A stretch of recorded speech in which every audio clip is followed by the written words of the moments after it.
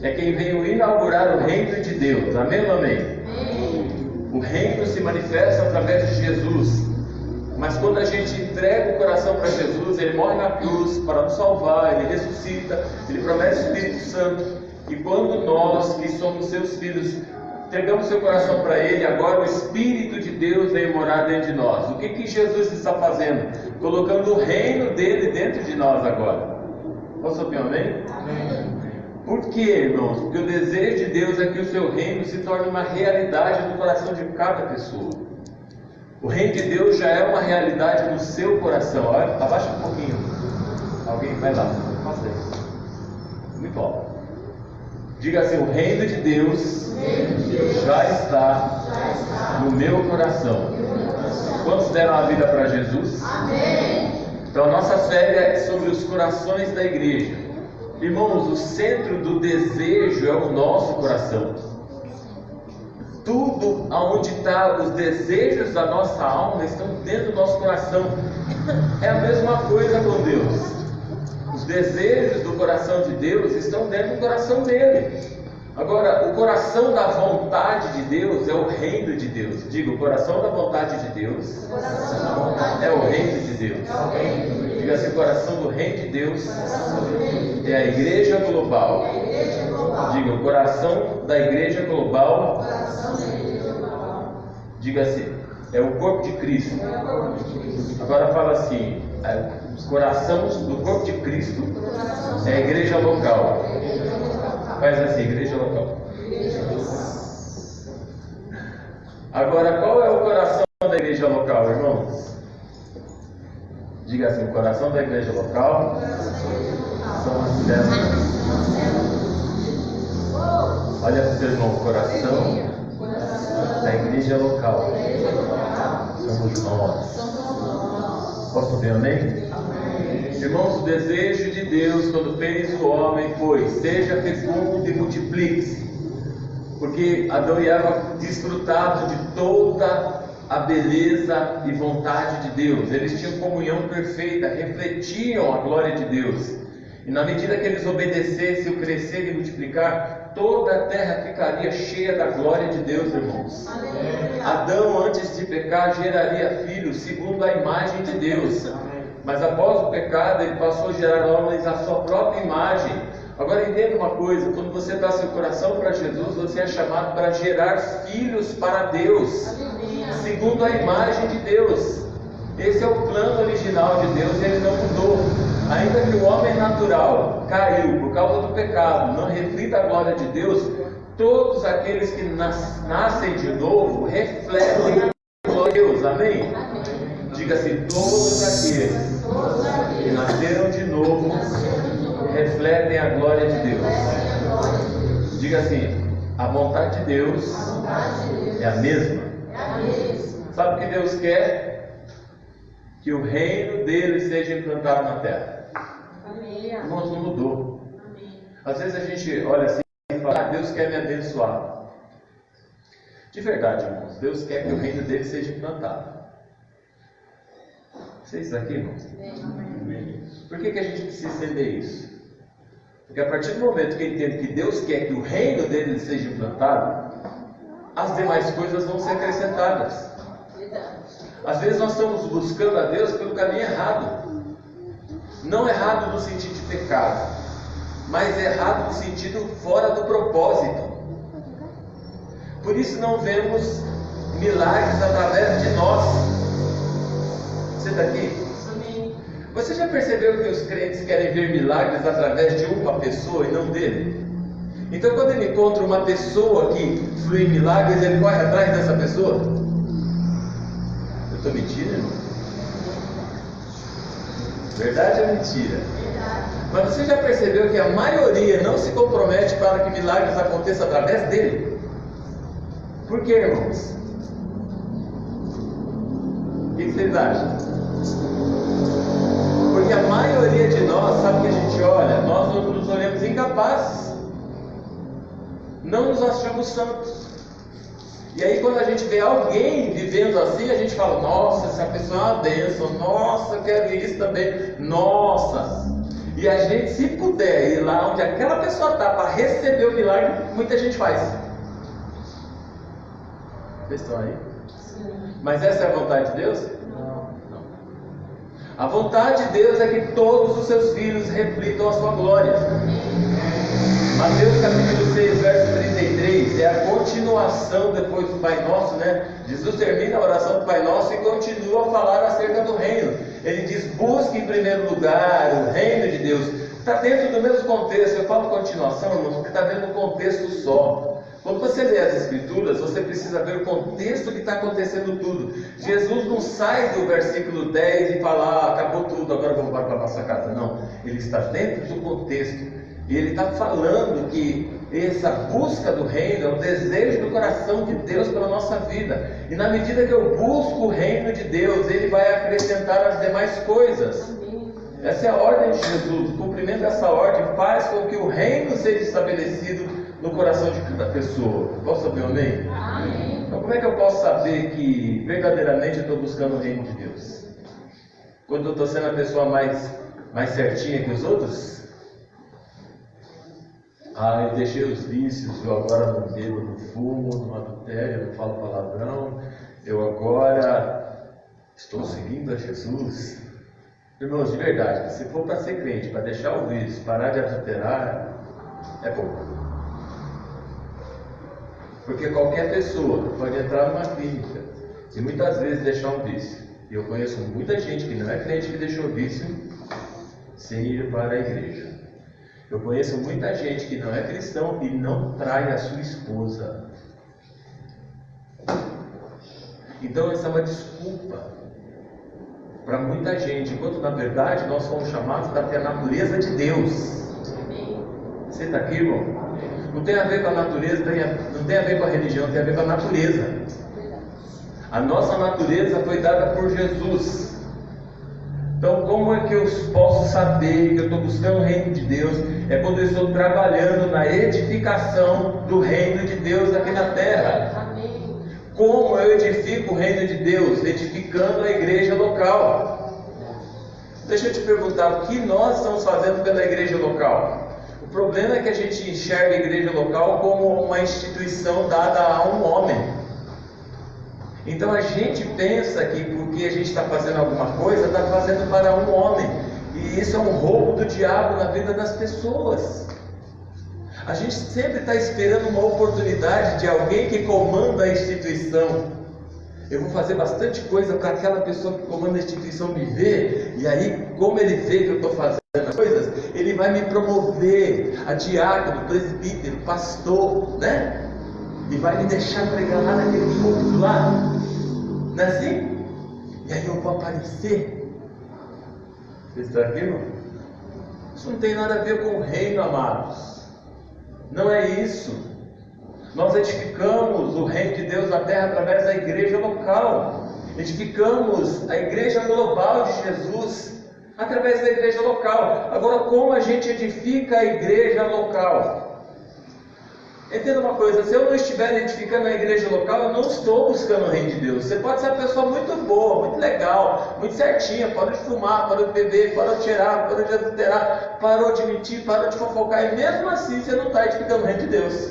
Quer dizer, você não está fazendo a vontade de Deus. A Bíblia fala muito mais acerca da igreja local do que da igreja global. Se nós estamos trabalhando pela igreja local, estamos trabalhando com Deus e para Deus, amém? Amém. Mas se eu não estou edificando a igreja local, eu estou contra Deus. E muita gente não entende isso. Quem não está inserido na igreja local, ajudando a igreja local a crescer e multiplicar em quantidade e qualidade, está na realidade trabalhando contra Deus. E isso é muito sério. Porque Deus coloca uma atenção especial sobre a igreja local. Eu estou recapitulando coisas que eu falei na semana passada. Apocalipse capítulo 10, capítulo 1, versículo 10 a 11. Nós vamos ver João falando que ouviu a voz de Jesus. E antes de ver Jesus, ele viu 7 castiçais. Verso 12. E no meio dos 7 castiçais estava Jesus. Então, aonde Jesus está? No meio da igreja local. Porque os 7 castiçais representam a igreja local. Por que eu preciso ajudar você a compreender isso? Porque a chamada de todos nós, eu desejaria muito que mais pessoas estivessem aqui, porque a gente precisa compreender que não haverá crescimento nosso diante de Deus, irmãos, se a gente não edificar o corpo de Jesus na terra. Não vai haver. Você vai viver catando migalhas. Você vai viver falando, Deus me ajuda. Toda hora você vai estar desesperado por uma situação. Escreve o que eu estou falando, porque é verdade. Toda hora você vai estar em aperto com alguma coisa, seja financeira, seja moralmente, seja espiritualmente, seja emocionalmente. Em alguma área você vai estar arrebentado. Porque nós não entendemos que o nosso chamado é edificar o corpo de Jesus na terra através da igreja local. Jesus prometeu cuidar de nós, mas a condição é essa. Alô? Tem alguém aí? Por que eu estou falando isso? Que nos versículos anteriores ele diz assim: não fique preocupado com o que comer ou com o que vestir, nem onde morar, porque são os gentios que fazem isso. Você pegou isso? Depois lê, capítulo 6 da Bíblia, você vai ver. Agora ele diz para nós: mas vocês que são uma igreja, busquem em primeiro lugar o reino de Deus, e as demais coisas serão acrescentadas. Posso ouvir um amém? Quem está aqui? Quem está aqui? Onde Jesus estava então, irmãos? Fala assim, no meio da igreja local. Por que no meio da igreja local? Porque são 7 igrejas representadas por 7 castiçais, 7 eras, 7 comportamentos. Está lá em Apocalipse, as 7 igrejas. É isso que a gente precisa entender, que Deus vai se manifestar na pessoa bendita de Jesus através da igreja local. Jesus, ele é apaixonado pela igreja local, ele vai buscar a igreja local, ele se manifesta na igreja local. E para isso a gente precisa assumir o compromisso com a igreja local, com a missão da igreja, a visão da igreja, os valores da igreja, os fundamentos da igreja, os processos de crescimento da igreja. Você já percebeu que tem gente que passa muito tempo dentro de uma igreja local e não cresce espiritualmente? Não dá fruto, não produz nada para o reino. Ela escuta a mesma palavra, está no mesmo lugar que todos. Por que não produz fruto? Porque ela não assumiu o compromisso. Irmãos, crescimento não é uma questão de oportunidade. Crescimento é uma questão de compromisso. Não tem a ver com oportunidade, tem a ver com compromisso. E infelizmente o que a gente tem olhado no meio da igreja brasileira são as pessoas buscando oportunidade. Me deixa cantar, deixa pregar, me deixa fazer isso. Estou há tanto tempo aqui e nunca me deixa fazer nada. Mas quando você vai medir o compromisso da pessoa, ficou um silêncio, né? Eu sei o que é. Mas é assim mesmo. Não é compromisso. É por isso que se eu não me comprometer, Jesus não vai acrescentar as demais coisas. Como que a gente vai buscar o reino de Deus através da igreja local? Assim como a vontade de Deus tem um coração, que é o reino tem um coração, que é a igreja global. E a igreja global tem um coração, que é a igreja local. E a igreja local tem um coração, que são as células. Amém, irmãos? Amém. As living houses, as casas de vida. A célula é a igreja do lar. É o ministério na mão do povo. Isso faz parte de um novo paradigma da igreja local, que a gente chama de igreja em células. Então existe um paradoxo que está acontecendo em algumas igrejas. O ministério foi colocado na mão do povo, e a maioria dos membros das igrejas por aí, eles não estão exercendo o seu ministério. Eles estão cantando, tocando, isso é ministério. O ministério da igreja é manifestar o reino de Deus na terra. Amém. Esse é o ministério da igreja. Nós, como igreja local, precisamos compreender que nós estamos dentro de uma igreja bíblica. E uma igreja bíblica é uma igreja em célula. Amém. Por quê? Porque a igreja primitiva é assim. O que caracteriza a igreja no lar são as células. Então, vamos explicar isso, né? Existem igrejas que uma parte dos seus membros não congregam na célula e outra parte congregam na célula. O que é isso? Então tem muitas igrejas que elas não são igrejas em células, são igrejas com células. Existe uma diferença de uma igreja em célula e uma igreja com célula. As células não são culto caseiro. As células não são grupos de oração. As células não são pontos de pregação. Não tem nada a ver com isso. As células são a expressão da igreja viva dentro das casas. Posso ouvir um amém? Amém. A gente não é contra os outros tipos de igrejas, né, que colocam as células como mais um ministério. Não somos contra, nem contra os irmãos que não fazem isso. Mas eu creio que todo crente deve congregar numa célula. E quando a gente não está alocado numa célula, nós estamos fora da vontade de Deus, fora do corpo de Jesus. A célula é onde a vida do corpo está ali, se encontra ali. A célula sintetiza tudo, faz com que a gente esteja integrado no corpo de Jesus. Lá na célula a gente tem adoração, intercessão, evangelismo, integração, discipulado, treinamento de novos líderes, comunhão, assistência social, etc. Mas eu quero falar só de 5 coisas ainda. Eu só vou citar porque eu quero fazer uma outra série sobre essas 5 coisas aqui, que a gente vai começar a falar também um pouco mais para frente sobre o que as células precisam ser e fazer dentro das Escrituras. Então, uma das coisas que tem que acontecer dentro das células é evangelismo.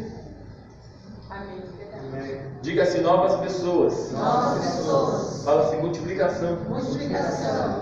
Irmãos, nós estamos dentro de uma célula e nós não buscamos a multiplicação, nós não estamos manifestando o reino de Deus. Então as células precisam acontecer isso. Outra coisa que precisa acontecer na célula, diga assim, comunhão. Comunhão. Fala assim, integração. Integração. A família de Deus. A família de Deus. Diga assim, as células células é a manifestação da família de Deus. Outra coisa que precisa acontecer na célula, diga-se servir. Servir. Tem alguém do seu lado aí? Amém. Fala para o seu irmão assim, eu estou aqui para te servir. Nós estamos te servir. Irmãos, isso é prática de amor. Prática de amor. Você pode estar no mesmo lugar com alguém e não se importar com ela. É verdade. Você sabia que... Eu vou fazer uma pergunta para vocês aqui. Quem antes de vir para a igreja ia muito nos botecos? Olha lá. Um, outro. Tem mais alguém que ia muito em bar? Quem antes de ir para a igreja ia para o campo de futebol e comer churrasco com os amigos? Levanta a mão. Você já percebeu que quando você não era crente, você tinha mais amigos do que na igreja? Verdade. Sabe por quê? Porque lá você se importava com seus amigos. Verdade. Realmente. E na igreja você não está fazendo isso. Percebeu? Sabe qual é o problema nosso? Nós sempre estamos esperando que alguém dê atenção para a gente, ao invés da gente plantar a atenção. A gente sempre está esperando que alguém nos ajude, ao invés da gente estender a mão. Eu estou falando de todos, estou falando de mim também. E às vezes a gente pratica isso. A gente está lá em casa, carpindo o quintal sozinho, ao invés de convidar um irmão para estar junto. Ao invés de planejar, irmãos, eu vou carpir o quintal em casa, vem me ajudar para a gente estar junto. Aí você vai lá, ajuda seu irmão, sabe o que vai acontecer? Fala para ele, quando você for fazer isso, me chama que eu vou também te ajudar lá na sua casa. Mas sabe qual é a primeira barreira que a gente faz? A gente não conta para ninguém e aí a gente fica dando indireta. Irmão, estou mentindo. É a pura verdade, irmãos. A gente tem que mudar isso dentro de nós se a gente quer ser uma igreja de Jesus. Então por que a gente não convida um outro para ir almoçar junto? Por que você está sempre esperando o líder fazer isso? Por que você não faz?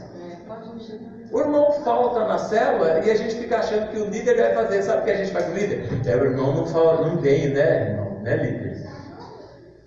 E você fica falando indireto que é para o líder ligar. Para disso, vá você e liga para a pessoa. Você percebeu que é muito bobo isso? Mas a gente faz porque quer dar responsabilidade para outro. Nunca vamos ser uma igreja de Jesus dessa forma. Irmãos, reunir pessoas é muito fácil, mas viver dentro da palavra de Deus é outra coisa. Vocês estão aí, irmão? Amém. Na célula precisa acontecer discipulado. É o pastoreio. Pastoreio de qualidade, discipulado. E essa questão do pastoreio também não é uma questão só do líder, é uma questão de uns para com os outros. É assim, você às vezes é um crente mais maduro, chegou um irmão mais novo na célula, o que você faz? Espera o líder falar com ele? Não, você vai lá. Você apoia, você estende a mão. E nosso coração precisa ser um coração como o de Jesus. Você se dispõe a discipular o novo que está chegando. Não fica esperando o líder dizer, olha, discipula ele. Não, vai lá e fala, eu quero servir. Eu quero discipular esse irmão novo que está chegando. Mas a gente não quer responsabilidade. Irmãos, quando eu falo a gente, eu falo do corpo de Jesus inteiro. Eu estou me incluindo nisso daí. Dentro da célula tem que acontecer adoração. O que é adoração? Não é música. Adoração é crescer na intimidade com Deus. Amém. Então precisa haver muita oração. Tem que haver jejum.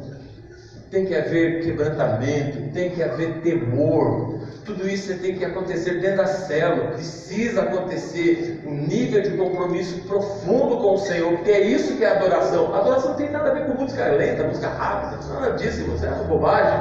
Isso é ritmo. Adoração tem a ver com a honra que pertence a Deus. E às vezes sabe o que a gente faz? Eu não vou na célula porque não estou bem. O que tem a ver você estar bem com o culto? Quem avalia o culto? Você ou Deus? Se você não entregar, ele vai avaliar? Vai. Como? Ausência. É como se você não entregasse a prova no dia da prova. E sabe a nota que você recebe? Dá 0 para ele. 0. Aí o que está acontecendo? As demais coisas não serão acrescentadas. Vocês estão aí, irmãos? Amém. Portanto, é necessário que a célula esteja sempre aberta para novas pessoas. E como a célula do corpo humano, e ela esteja sempre crescendo e multiplicando e formando novas células. Então, eu vou fazer uma nova série sobre essas 5 coisas que estão acontecendo na célula aqui. Por isso eu não estou me aprofundando nela. Esse tipo de igreja resgata a visão bíblica, irmãos, da igreja no lar. Por isso eu creio que é importante que todos os membros congreguem em uma célula. Porque eu acredito que foi assim que a igreja neotestamentária vivia. A gente compreende que outras igrejas usam o termo de célula ocasionalmente, mas é diferente daquilo que a gente é como igreja. Porque hoje parece que ficou na moda, né? É verdade, irmãos? Nós já fazemos isso há 18 anos. Mas agora está todo mundo querendo fazer também. Mas nós nascemos assim. Começamos dentro de uma casa, em uma célula. A gente não fechou, nós não éramos membros de uma outra igreja, aí rebelou contra o pastor, aí pegou a parte dos membros, foi lá e abriu um buraquinho e falou, agora nós vamos fazer do nosso jeito. Não, nós levamos 5 anos para começar alguma coisa. Mudamos até de cidade, porque a gente não queria ninguém daquela igreja onde a gente pastoreava. Nunca fomos atrás de ninguém. de nenhuma igreja. Nunca. Nunca convidamos ninguém de nenhuma igreja para ser parte da igreja Calvino. Nunca. E nunca vamos convidar. Nunca. Por quê? Porque o reino de Deus não cresce por transferência. Está na Assembleia, fica lá. Está na quadrangular, fica lá. Só vem se Deus te trazer. Deus te trazer, venha, porque o Espírito Santo vai falar. É assim que Ele faz com a gente. É assim que Ele planta em nós esse desejo de viver como igreja. Então, ainda que alguns utilizem esse termo de célula, alguns só para viver em comunhão, né?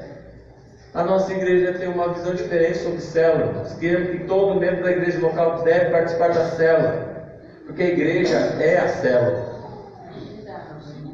Diga-se, a igreja é a célula. Não é apenas o ministério de apoio, é a própria igreja se expressando nas casas. Dá um aplauso a Jesus, amado. Eu acho que não vai dar tempo de eu falar aqui. A gente vai ter que deixar o resto para a próxima. Essa parte aqui, 3, 4, eu não vou conseguir terminar. Mas eu vou falar sobre duas coisas, que é a primeira parte aqui, que é a igreja primitiva se reunia em grandes concentrações. Diga assim, congregar no templo e nas casas. Atos capítulo 2, versos 46 e 47, eu vou só dar a introdução, tem 9 minutos para terminar. E eu vou buscar fazer isso. E na próxima sexta-feira eu continuo falando dos 3 níveis de crescimento da célula que a gente precisa colocar. Atos 2, 46 e 47. E perseveravam unânimes no templo e partindo o pão de casa em casa. Grifa aí na sua Bíblia, templo e casa, tá? Comiam juntos com alegria e singeleza de coração, louvando a Deus e caindo na graça de todo o povo. E todos os dias eram acrescentadas novas pessoas. O Senhor fazia isso à igreja, daqueles que haviam de ser salvos. Quem está aqui fala amém? Amém? Você percebeu que a igreja se reunia nas casas e no templo? Então a igreja primitiva estava em grandes reuniões. Aonde? No templo, nas praças, nas sinagogas judaicas. Você vai perceber isso. Quando Pedro prega a primeira vez, 3.000 almas se convertem. Amém, irmãos? Amém. 3.000 almas. Então ele estava onde? No pátio do templo. Eles não podiam entrar no templo de Herodes, então eles ficavam ali no pátio do templo, num lugar chamado cenáculo. Era onde eles se reuniam. Eram grandes concentrações, então. E em Atos capítulo 2, 41, veja que Pedro, o escritor de Atos, Lucas, diz assim: de sorte que foram batizados os que de bom grado receberam a palavra. Fala assim, e naquele dia, quase 3.000 almas se converteram. Fala assim, é preciso estar no templo. Amém? Então, como que nós nos reunimos com as grandes concentrações? Aqui no templo, são celebrações, é o culto Prime, os cultos especiais, como o culto das mães que vai acontecer amanhã, o culto dos jovens, o culto dos homens. São essas coisas, são a reunião das nossas tribos, eu falo assim, né? Setor verde, setor marrom, setor amarelo, setor vermelho, setor azul, setor branco. É nós nos reunindo aqui aos domingos. Eu quero só ir na célula. Não, está errado. Jesus não vai acrescentar as demais coisas. Ele só vai acrescentar as demais coisas se eu estiver buscando o reino de Deus. E buscar o reino de Deus é edificar a igreja de Jesus na terra. Então eu preciso olhar para as Escrituras e ver como a igreja primitiva vivia. E ela vivia desta forma, ela vivia no templo e nas casas. Diga assim, a igreja primitiva se reunia nas casas.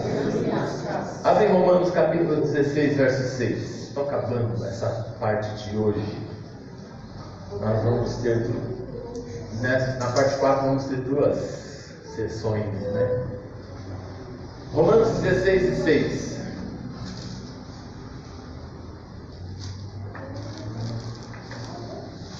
Saudai também a igreja que está em sua casa. Fala comigo assim: saudai também a igreja que está em sua casa. Espera aí, irmãos, onde é que estava a igreja, irmãos? Onde estava a igreja, irmãos? Na casa.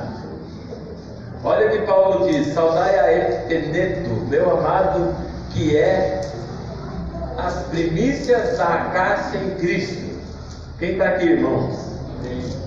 Aonde que a igreja se reúne? Nas casas, irmãos.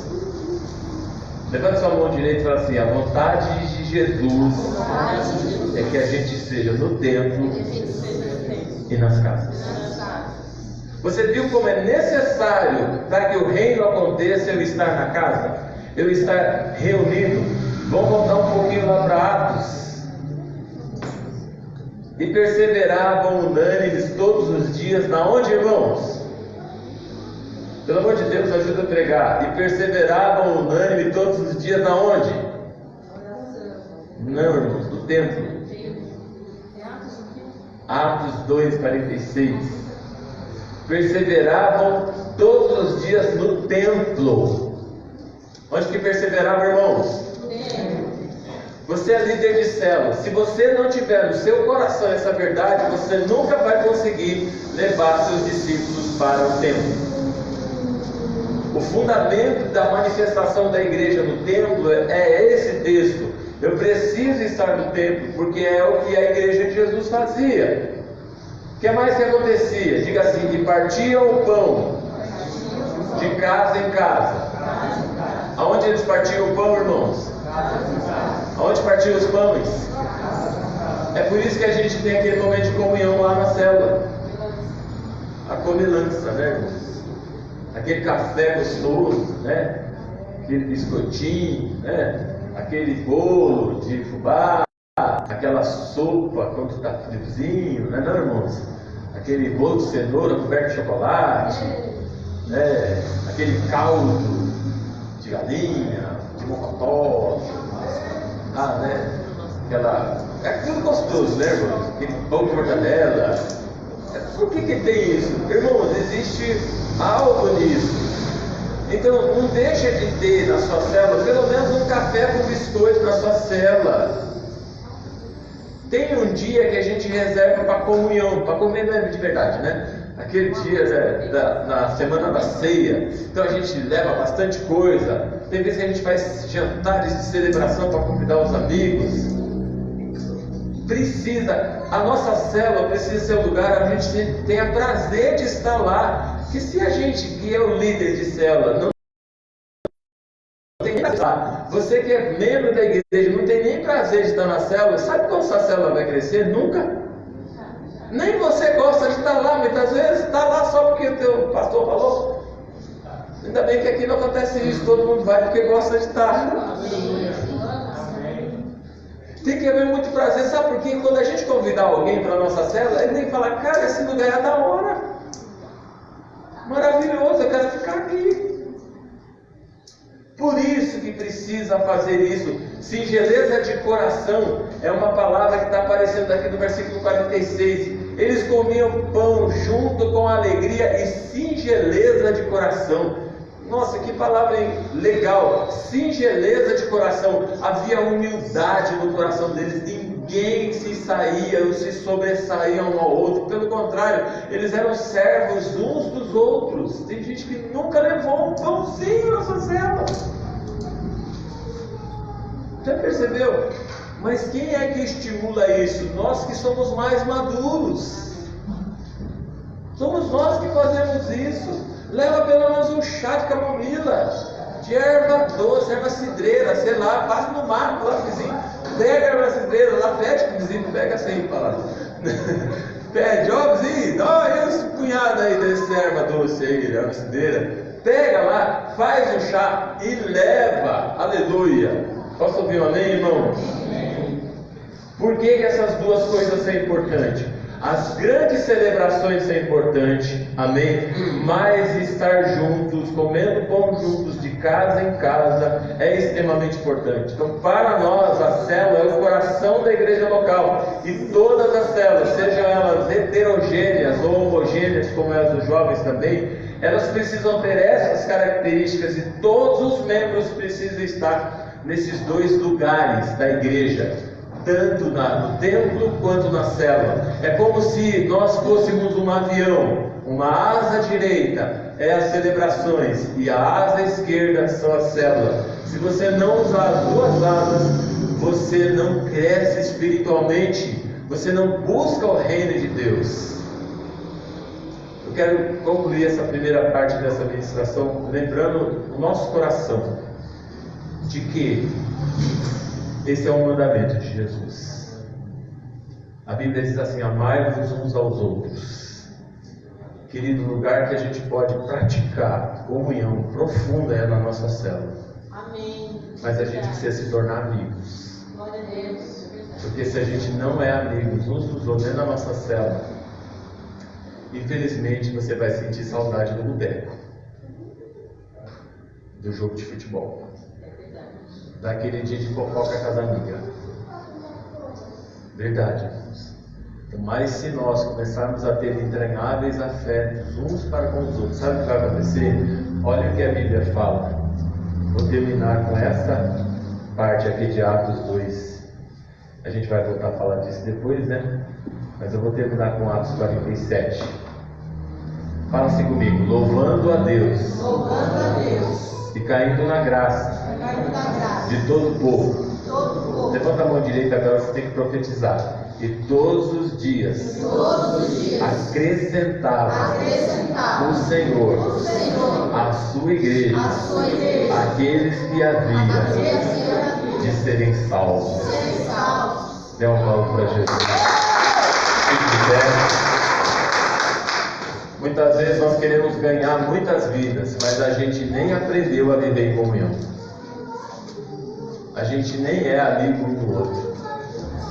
A gente nem faz piquenique junto, não joga vôlei junto, não bate um futebol junto, não vai na pizzaria junto, só se vê quando é o dia da célula, não se vê outros dias, não marcamos um treinamento de capacitação uns para com os outros, não visitamos aquele novo que chegou na célula, e deveríamos pegar todos nós e todo mundo na casa daquela pessoa, fazer uma surpresa. Olha, nós estamos aqui. Irmãos, quando a gente aprender, e eu estou falando isso porque eu também quero aprender isso, irmãos. Eu não estou aqui julgando você, dizendo que eu sei tudo, não é isso que eu estou falando. Mas eu estou mostrando biblicamente como a Bíblia quer, como é que é buscar o reino de Deus. Esse é o padrão de Jesus. A gente não está falando de amontoar um monte de gente dentro do lugar, não estou falando disso. Estou falando de um crescimento saudável, que acontece porque a gente realmente entende que ser igreja é desejar isso, estar muito próximos, muito juntos.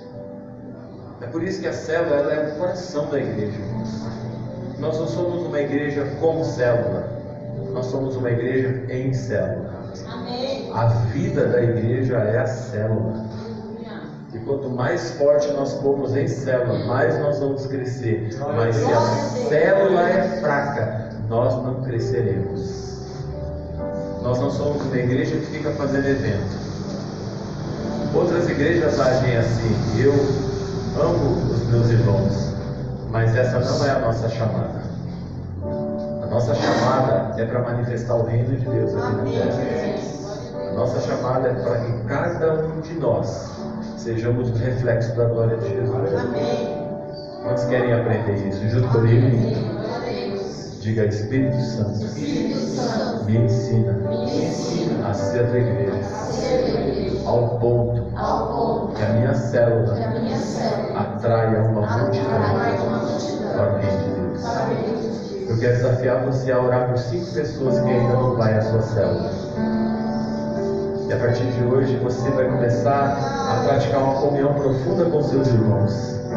Mandar uma mensagem para ele de manhã, à tarde e à noite. Só 3 por dia, só para falar que você está lá junto com ele.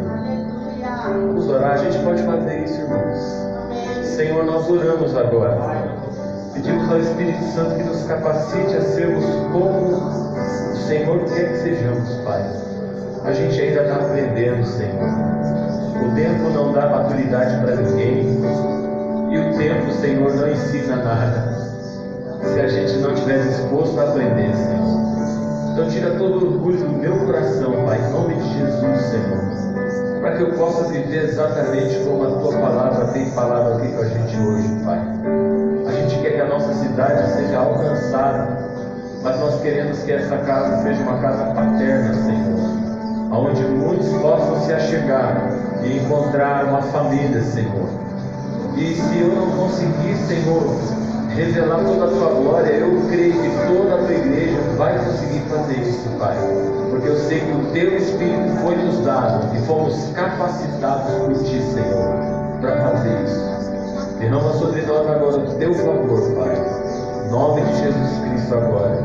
Espírito Santo, conduza-nos debaixo do Teu poder e graça e visita as pessoas que nós amamos e que desejamos que Ele conheçam a Sua presença, a Sua palavra, conheçam nossa família.